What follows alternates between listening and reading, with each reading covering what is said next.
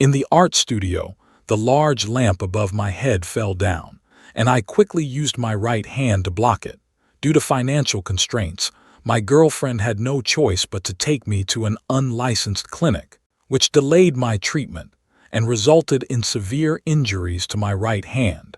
As a result, I missed the final round of the Chinese painting competition and lost the opportunity to study under a master. I had no choice but to continue working 3 jobs every day. 6 months later, while delivering food, I overheard my girlfriend and her friend talking and discovered the truth. Sophia, Ryan's right hand was only slightly fractured, yet you had it amputated. HMPH, it should have ended long ago. Since he's fine, of course we can use his right hand as a bargaining chip. After all, I promised Ethan I'd help him win the national painting competition and clear all obstacles in his way. I won't let anyone threaten him. Hearing this, I finally understood that the love I once envied was nothing but a joke. My girlfriend was a deeply calculating person. Since that's the case, I don't want to continue with her either. Her friend joked, "Ethan doesn't lack good teachers. Ryan is your boyfriend. If he finds out the truth, he'll probably be very upset. If you don't tell him, no one will notice. Besides, I got close to Ryan for Ethan's sake." She raised her eyebrows again and continued, "Oh, by the way, give Ryan a try with the new wound medicine you've been developing recently." Her friend hesitated, but that medicine hadn't undergone clinical trials yet. If Ryan used it and something went wrong, it could affect his nerves, causing his hands to hurt constantly and shake. I stood at the door, my heart sinking, my teeth chattering uncontrollably. Then, her words felt like an invisible knife piercing deep into my heart. "You always say there's no data. Isn't this ready-made experimental data? If there's a problem, it's perfect. He'll never be able to pick up a pen again, not even with assistance. He won't be able to threaten Ethan anymore." "Oh, that's so cruel. After all this time, you still won't let him go. Ryan's talent is such a waste. If he meets more talented painters in the future, are you going to help Ethan get rid of them one by one?" Sophia interrupted her impatiently. There was nothing she could do. She could only say that Ryan was truly unlucky. He was Ethan's emotional knot. As long as he avoided his misfortune, as long as he stopped painting, Ethan would naturally let go of his emotional knot and achieve greater success. After a moment, she added, "I'll compensate Ryan. He only injured his hand. I can make sure he lives a better life." Hearing this, the tip of my left finger dug into my palm, sending a sharp pain through my heart. I tried to calm myself down, placed the takeout at the door, and then pushed the electric scooter away in a daze. I looked at my right arm, which had no hand, and clenched my teeth. Half a year had passed, and using my right hand to paint felt like a dream. I never imagined that the studio light falling down was actually a trap. It was all planned by my girlfriend to help her friend solve a problem. My right hand wasn't seriously injured, but she managed to have it amputated. To Sophia, I was never her boyfriend, just an obstacle Ethan needed to overcome. I still remember waking up that day to find Sophia rushing into my arms with a worried expression. "As if I might disappear at any moment," she said. "I was so scared. I was worried something might happen to you. Luckily, you reacted quickly and used your hand to block it.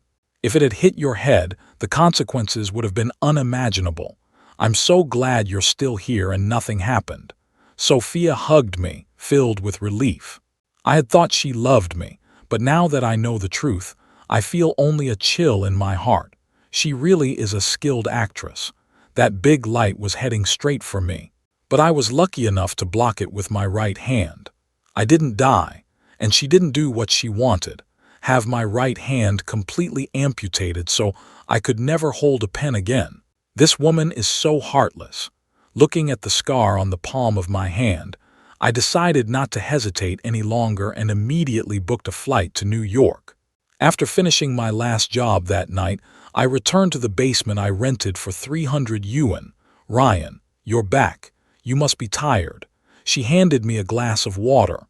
After seeing me drink it, she took out a tube of medication. "Ryan, this is the latest wound healing medicine from the hospital. It's very effective," recalling her conversation with her friend. I immediately refused. "I don't want it. I still want to keep painting." Sophia smiled gently. "Ryan, don't worry. This medicine is specifically designed to help you pick up your paintbrush again." Seeing her smile, I couldn't help but feel a chill run down my spine. I sensed that this medicine might be meant to make me never want to paint again. I shook my head and refused. Sophia's expression turned grim. "Ryan, don't be so stubborn." Then I began to feel dizzy and collapsed onto the bed, in a daze. I felt the needle pierce my body. My right hand suddenly throbbed with intense pain, and I curled up on the bed, trembling all over. Sophia panicked and called out, "What's happening?" "Ryan keeps saying it hurts." The friend replied, "Miss Sophia, I told you this medicine would have side effects." Sophia ignored him and continued to rant. I laughed coldly in a daze. She was pretending not to know, but she was the one who had come up with this plan. She absolutely didn't want to give me any chance to recover my right hand. Breaking my hand wasn't enough. Seeing me practice drawing with assistive tools made her worry again. She was in a hurry to make me feel anxious, not even leaving me the last chance to use the assistive tools. When I woke up, I found myself back in that dark clinic. The doctor saw me wake up and asked, "Are you awake? We've already given you painkillers. Does your right hand still hurt?" I shook my head and said, "It's not as bad, but my right hand feels like it can't move." I gestured for them to look, and after a lot of effort, my right hand barely responded. Sophia heard this and seemed to relax slightly. Then she looked at me, her voice choked with emotion, and said, "I'm sorry, Ryan. It's all my fault." Her eyes were red and swollen, and she looked utterly exhausted. She leaned down and hugged me, tears streaming down my neck. I lowered my head, but my heart was calm. "Sophia, isn't this exactly what you wanted? You ruined me to fulfill Ethan's wishes." Considering my condition, Sophia suggested helping me back to bed. Leaning against the bed, I opened my long-unused Weibo account, only to be greeted by a flood of messages attacking me, some even commenting on my personal information. In the comments, someone said I was like a rat living in a basement, doing things no one should see, stealing others' things and pretending they were mine. Someone else said I deserved it, and my broken hand was punishment for being a habitual plagiarist. I tried to calm myself down and started searching for the sources of these messages. A big influencer was promoting my friend, so I opened his friend's Weibo. Seeing the familiar sketches, my heart sank. It was a piece I had drawn before. I stumbled out of bed and started searching through the cabinets, but the place where I kept my drawings was empty. At that moment, Sophia came in after finishing her morning routine. I asked her directly, "Did you take my drawings?" Sophia looked flustered and explained, "Ryan, I was worried you'd remember what happened before, so I moved the sketches and put them somewhere else." I opened the Weibo post and handed it to her. "How do you explain this? How did my sketches end up in someone else's hands? Did you sell them?" Sophia insisted, "Ryan, this must be a misunderstanding. I didn't sell your sketches. If it's a misunderstanding and you didn't sell them, then that means he stole my sketches and posted them online on purpose." "Ryan, you're being too harsh." Sophia interrupted me seriously. "Without evidence, how can you accuse someone of stealing without proof? What do you want?" I scoffed. "My sketches are mysteriously in his possession, and he's even posted online accusing me of stealing them. I just want to clarify the situation and clear my name." "Is that too much to ask?" She furrowed her brows, her tone betraying exhaustion. "It's already late. Stop causing trouble, Ryan. So what if people say you stole it? Even if you can't paint anymore, you'll never get back into that circle. A few words online won't make a big deal." Seeing her obvious double standard, I finally understood. She was protecting that person. I walked to the cabinet and quietly looked at its empty interior. Sophia realized she had been too harsh. So she hugged me from behind and said earnestly, "Ryan, don't worry about what people say online. We'll work hard to make money and live a good life together." As she spoke, her soft hand slid down my waist, and she pressed herself against me, pushing me toward the bed. Just as she was about to kiss me, I extended my right arm, which had no hand in front of her. I noticed a fleeting look of discomfort in her eyes. "I'm sorry. My right hand still hurts a bit, so it's not very convenient." She smiled, buried her face in my neck, took a deep breath and kissed me again. "All right, I won't bother you today." Over the past 6 months, she hadn't been as affectionate as before. Every time she touched my right arm, she would immediately pull away and act like nothing had happened. I turned around, facing away from her, and wiped away the scent she had left behind, feeling a wave of nausea and hatred welling up inside me.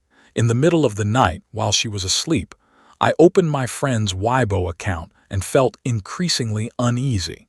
This account probably belonged to Ethan.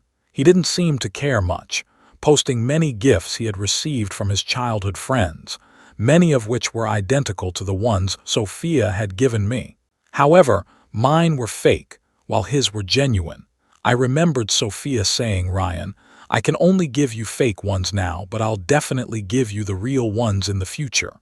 I took the piece of cake she gave me, thinking it was a promise of her love, and didn't think much of it because I didn't want her to go to too much trouble.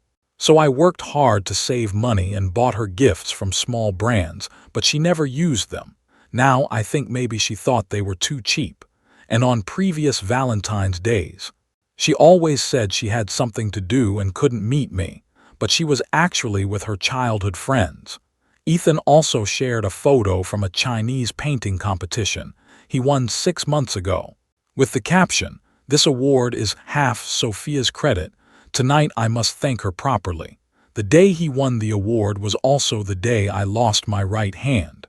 That night, I lay alone in the dark clinic. Sophia said she was going to check why the light fell, but she was actually going to celebrate Ethan's award. The next day, she came back and only said the chandelier was an accident. Of course, this accident was something she had planned. There was no other truth to it. I closed my eyes and carefully felt the faint pain in my right hand. The next morning, Sophia acted as if nothing had happened and tried to kiss me, but I dodged her. She furrowed her brows and then said helplessly, "Ryan, are you still angry? Don't be angry. I know you're not the kind of person who holds a grudge. Be a good boy."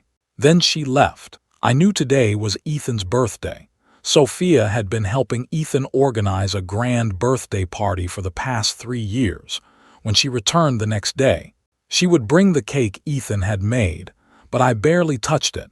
I told her I was allergic to nuts.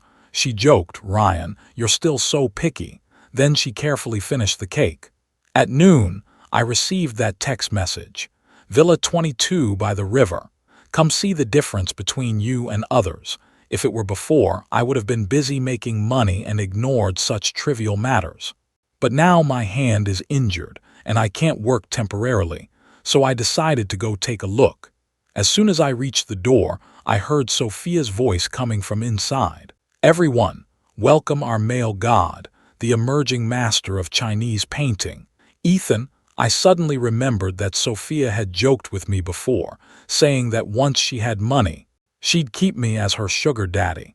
I pushed the door open and walked in. Sophia saw me and immediately pushed Ethan away. Ethan leaned close to Sophia's ear and said, "Sophia, they say you have a secret lover on the side. Is that true?" Sophia had never taken care of me. Instead, I worked 3 jobs every day to support her. "People say she's nice to me, but it's just empty words." A flash of displeasure crossed her face as she said, "Don't listen to them." I didn't. "Sophia, is there really no one or no girlfriend?" Ethan continued to ask. Sophia paused, her expression changing slightly, and said softly, "No, I've already told you. I just want to protect you." Ethan laughed, seeming to notice me for the first time, and said in surprise, "Delivery guy, you must have the wrong place. We don't order delivery here."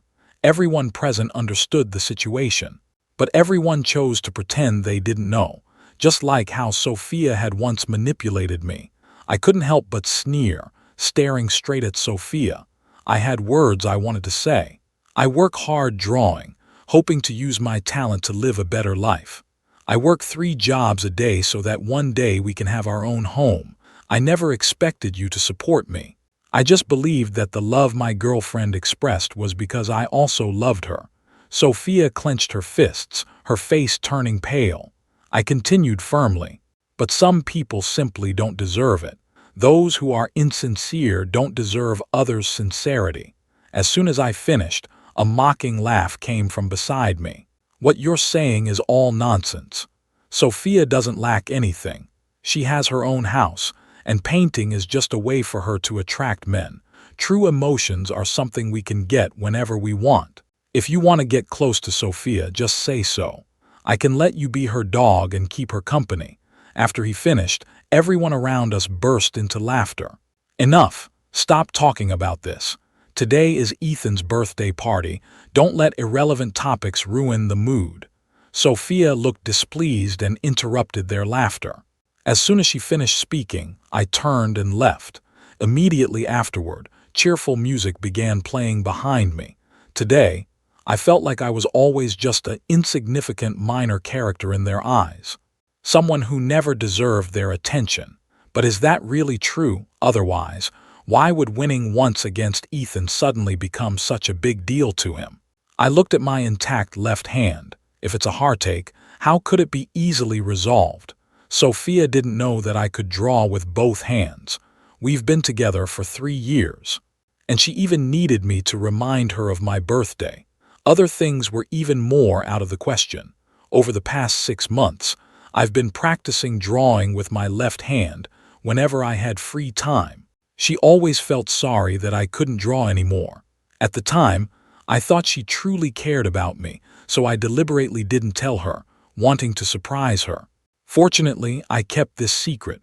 Otherwise, I might have lost my left hand as well. Considering her cruelty, she could have done something like that. 5 days ago, I sent the keepsake my mother left me and my artwork, and immediately received a response from her teacher. I wanted to tell Sophia, but a drawing lying carelessly on the table scared her so much that she attacked me again, leaving my right arm completely immobilized. I packed up everything I could take with me, threw all of Sophia's things into the trash, as they were probably just junk to her anyway. I contacted the landlord to terminate the lease, discarded the phone card, and left the city. Half a year later, the National Chinese Painting Competition was held in New York. Last year's provincial champions all participated in this competition, and it was said that many renowned Chinese painters planned to take on apprentices. Ethan was quite confident about it. Sophia accompanied him as well. She never missed any major competitions. So when she saw Ryan, whom she had been searching for, at the venue, Sophia felt a bit dazed. She thought she had mistaken him for someone else, but Ethan walked over first. Ethan asked in a harsh tone, "What are you doing here?" He glanced at my right hand and sneered, "You can't paint anymore. Are you here to work as a waiter? Looking at you, you don't have any other options. You can only be a waiter." Sophia walked beside him, bit her lip, and eventually said nothing. Since I was there on behalf of my teacher, I arrived at the venue early in the afternoon to prepare. I didn't expect to run into those two.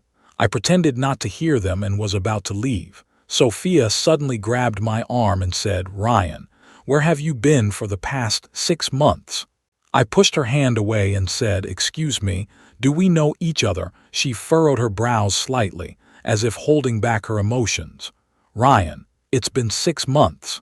You've caused enough trouble. Can you please stop? Since you already know who I am, I can give you anything you want, but don't ever think about Ethan again." I sighed deeply and said angrily, "Please understand, I never caused any trouble. I just chose not to want you anymore." After saying that, I turned and left, not caring about the icy expression on her face. The competition was broadcast live, and many bloggers who were following the competition rushed over with their fans. When Ethan and Sophia saw me sitting in the judge's seat, their eyes widened instantly. Ethan exclaimed in surprise, "How dare this disabled person be a judge?" He's also someone who frequently steals others' work. The comments started flooding in rapidly. I know this guy. Last time he stole you and G's friend's artwork and still dared to be a judge. What kind of competition is this? It's hard not to laugh. His hands are injured, yet he dares to come out and make a fool of himself. Can he really be a judge just by talking? The skeptical voices in the comments section grew louder, and unexpectedly, it even trended on social media. My Weibo was dug up, and the criticism below increased. Sophia stood beside Ethan, her eyes filled with suspicion and blame toward me. It seemed like she was saying I was intentionally making things difficult for Ethan.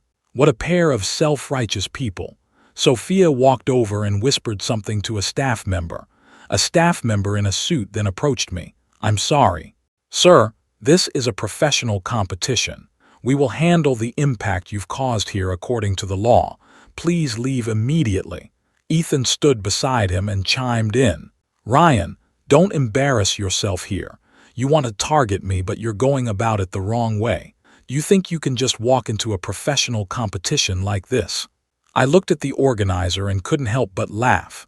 The one who caused the trouble is him, yet you're blaming me, the judge. Though his tone seemed polite, it was filled with contempt. Sir, our contestants are all champions from the provincial competition. I don't know who brought you here, but please leave now. I sighed deeply. What an unreliable team. Just a few days ago, the organizers were begging the teacher to come, and I had just confirmed with the backstage staff. Now this has happened. I stood up, looked at Ethan and Sophia in the contestant area, and said coldly, Ethan, last time you plagiarized my work, and someone even helped you. Yet you came here to blame me. I didn't hold it against you, but now you're trying this again. I opened my phone and posted a message on Weibo, then faced the camera and said, Sorry, I'd like to clarify something. I just uploaded the evidence on Weibo, clearly documenting the time I created the work. Plus, I have a habit of hiding my name in the darkest part of my paintings. I want to ask, why is the name Ryan in Ethan's painting? Are you secretly in love with me? Ethan's face turned pale. The comments started buzzing, with everyone saying they finally had the answer. However, there were still a few who refused to admit it. Ethan continued to insist on his point of view. Ryan, although we won't discuss what happened earlier for now, you shouldn't be here. Your presence has undermined the respect this professional competition deserves. Sophia, who was standing beside him, said, Ryan, stop joking around. If you have any grievances or want to prove your innocence, you've already provided the evidence. You can leave now. Some audience members began to join in the commotion. I sighed and rubbed my forehead. What a bunch of confused people. I looked at the staff member and asked, Have you confirmed my identity? You're questioning me here. Is this the attitude you should have as a staff member? He seemed a bit uneasy, and his expression grew serious. Sir, I think everyone can see that you're having some difficulty. Please don't make me say it too directly. It might make things awkward. I looked at him in surprise. Everyone was staring at me. I raised my left hand and said, I'm just not very convenient with my right hand. Does that mean I don't have a left hand? The person in charge wore a complex expression, clearly shocked. Behind him, Ethan jumped to his feet. Ryan, you're lying. You can use your right hand. You don't even know how to use your left hand. Besides, you've only been practicing your left hand for a short time. You're here acting like a judge. Upon hearing this, the person in charge seemed to feel supported and wore a disdainful expression. Then, the staff member who had just reported backstage hurriedly walked onto the stage, whispered a few words to the host who had been hiding, and then pulled the person in charge away. After the host finished speaking, he seemed to feel the atmosphere was sufficiently heated and walked to the center to restore order. Sorry, everyone. The staff just confirmed with me that Mr. Ryan is a student of Mr. He. He has a certain reputation in this industry. The famous painter known online as Left Hand of Life seems to be this gentleman, and he came to participate in the preliminary round on behalf of Mr. He. As soon as he finished speaking, the venue erupted into chaos. Master, he is a renowned master in the Chinese painting world. But he hasn't appeared in public for a long time. People hadn't heard much about him taking on apprentices either. However, the name Left Hand of Life was more familiar to everyone. He was a young painter who had recently risen to prominence, particularly skilled at painting with his left hand. The small animals he painted looked so lifelike, as if they were real. No way, how could Master he possibly take you as his disciple? What qualifications do you have to be his disciple? You can't even use your left hand. Ethan shouted at me with a look of jealousy on his face. I couldn't take it anymore and said sternly, "Enough, you keep using my hands to attack me. Is that your idea of manners? And what's the deal with my hands? Don't you and the person next to you know what happened? Because of you, she did something to me. You think I don't know? I'm not pursuing this now, but that doesn't mean it's over." As soon as I finished speaking, Sophia stared at me in disbelief. I ignored the staff's pleas and left the venue directly. Just now, the teacher sent a message reminding me not to share the stage with those people to avoid affecting my intelligence. As soon as I stepped out of the venue, Sophia chased after me from behind. Her eyes were red. "Ryan, what did you just say? What do you know?" I didn't want to beat around the bush. I looked her straight in the eyes and said each word clearly. "Everything you should know, you already know. And those hands were deliberately cut off by you, Sophia. No, Ryan, listen to me. I didn't do it on purpose. Give me a chance to explain." Sophia continued to defend herself. I laughed coldly. "Are you explaining or making excuses? Besides, when I was unconscious, did you even call me?" My eyes reddened as I leaned closer to her, clenching my teeth and saying, "I tried my best to avoid this trouble, but you cut off my right hand for someone else. I thought it was because you couldn't afford to take me to a big hospital, so I didn't blame you. I only blamed my own bad luck. But what about you? You did such a secretive thing and stepped on my pain to let him win. What do you have left to explain?" As I spoke, tears couldn't help but flow. Thinking about my right hand now always makes me feel sad. But I also blame myself for being so blind, for mistaking a bad person for a good one. Sophia's face turned pale. She shook her head mechanically, her eyes fixed on me. "No, I'm sorry. I have money now. I'll make it up to you, okay?" I looked at her with disdain. "Sophia, stop pretending, okay? What can you use to compensate me? Can you give me your right hand?" She hurriedly nodded and replied, "Then can you go die first? What are you doing, acting so emotional now?" I pushed her away impatiently and walked toward the car parked by the roadside. Sophia kept tapping on her phone. Ethan had followed her out without her noticing. Finally, the call was answered by a friend. Sophia asked urgently, "Did you tell Ryan about the medicine?" The person on the other end sounded confused but answered honestly, "I wouldn't dare mention that to him." Then how did he find out? Right, I remember now. 6 months ago, we ordered takeout at my villa. I glanced at the delivery person, and he had the same name as Ryan, but I thought it was too much of a coincidence. So I didn't say anything. "Hello, Sophia, are you still there?" Sophia's phone fell to the ground and she covered her face and crouched down. Half a year ago, during that conversation with her friends at the villa, if Ryan had really heard it, he would have been deeply hurt. She dared not think about it. She crouched down, cupping her face in her hands, and cried softly. Actually, what she dared not think about even more was the severe consequences of losing her right hand as a painter. Ethan wanted to hug her, but she pushed him away. "Don't come over." Sophia refused with a frown. "Sophia, what's wrong? Don't ignore me. Did that thief say something?" Ethan asked sadly. Sophia pushed him away angrily, and Ethan didn't notice, stumbling slightly. If it had been any other time, Sophia would have asked him with concern. But this time, the coldness on her face made him dare not speak.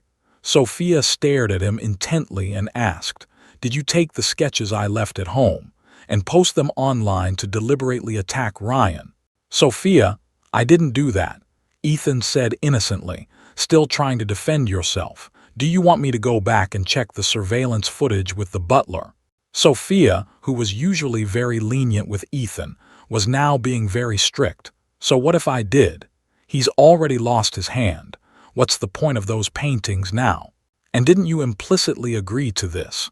Sophia blinked, took a deep breath, and said, "All right." After saying that, she no longer paid attention to Ethan and walked away alone. That evening on social media, the renowned Chinese painter He, who hadn't posted in a long time, unexpectedly shared a post on his timeline. His youngest disciple attached a photo and a laughing emoji. I also posted a video of myself painting with my left hand on Weibo. Several elders and friends in the circle reposted the Weibo post. The insulting comments below were almost all gone, with most people apologizing and many praising me. Ethan's competition eligibility was also revoked due to defamation allegations. I also filed a lawsuit against him.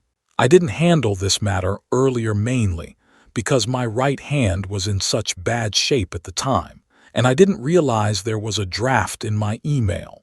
Later, I was busy practicing with my teacher and had no time to pay attention to this matter. Now that they've come after me again, I won't let them off the hook. Sophia somehow found out where my teacher lives and has been waiting outside the door every day. I've never given her a friendly look. I only feel annoyance and dislike toward her. When she saw me come out, she looked at me seriously and said, "Ryan, can you give me one chance to explain properly? Or give me one chance to make it up to you, even if you ask me to take a risk?" Sophia went back a few days ago and rented the basement again, sorting through the items inside. She lay on the bed, repeatedly trying to sense Ryan's presence, imagining how he must feel after losing his right hand. Thinking back to her original purpose, she was filled with regret. She shouldn't have hurt Ryan time and time again, and she definitely shouldn't have continued to make him suffer after he lost his right hand. She shouldn't have completely made him give up on his expectations and love for her. Although she no longer dared to hope for Ryan's love, she wanted to win him over with her sincere actions, pleading for him to give her one last chance, willing to spend the rest of her life taking care of him. This time, he didn't need to love her. She was willing to love and protect him. Seeing Sophia's determined expression, I felt disgusted and couldn't understand where her confidence came from. Because of my mother, the teacher was particularly kind to me and was very concerned about my right hand. When I told him the truth about my right hand, he and his wife repeatedly blamed Sophia. The teacher immediately contacted our people to investigate Sophia's family company and her friend's pharmaceutical factory.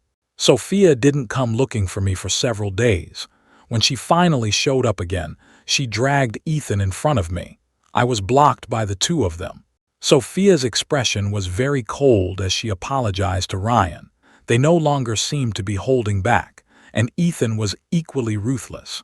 "Why, you're also responsible for putting this worthless person in this situation, aren't you?" Sophia was hit where it hurt, her face flushing with embarrassment as she angrily retorted, "You told me he was your obsession, but in reality, you're jealous of him and even hinted for me to pursue him. As for his right hand, it was you who instigated me to cut it off, so there wouldn't be any future complications." Ethan sneered, "Sophia, how deep do you think you're pretending to be in love? I did hint at some things, but weren't you the one who chose to do them? Didn't you think about the fact that Ryan is your boyfriend when you were doing it? Why didn't you consider your own boyfriend? It's all because you didn't cherish him enough. Now that you have a boyfriend, you're acting so passionate toward me. Don't say another word. It's all your fault." Sophia's eyes were bloodshot, and she lost control, hitting Ethan's face with her bag. I quickly stepped away and called the police, but both of them were taken away by the police. Later, the teacher helped investigate the matter, and the illegal clinic was shut down. Her friend's pharmaceutical company was severely punished for using unapproved drugs without authorization, and she and her friend fell out as a result. As for Sophia's family, due to this incident involving their dutiful daughter, many unsavory matters were uncovered. severely impacting her family's business and causing significant losses. Sophia was imprisoned for 3 years. Her family tried every possible means but couldn't bring her back. After she was released, she somehow found my contact information. She told me she was going to marry Ethan, but in reality, she didn't love him. She said she was doing this to take revenge on Ethan for me. I shrugged, smiled, felt confused by her emotions, and didn't say anything. I then canceled that phone number. Later, I went abroad to accompany my teacher and his wife, traveling to many scenic places, sketching beautiful landscapes, and doing the things my mother had once hoped to achieve.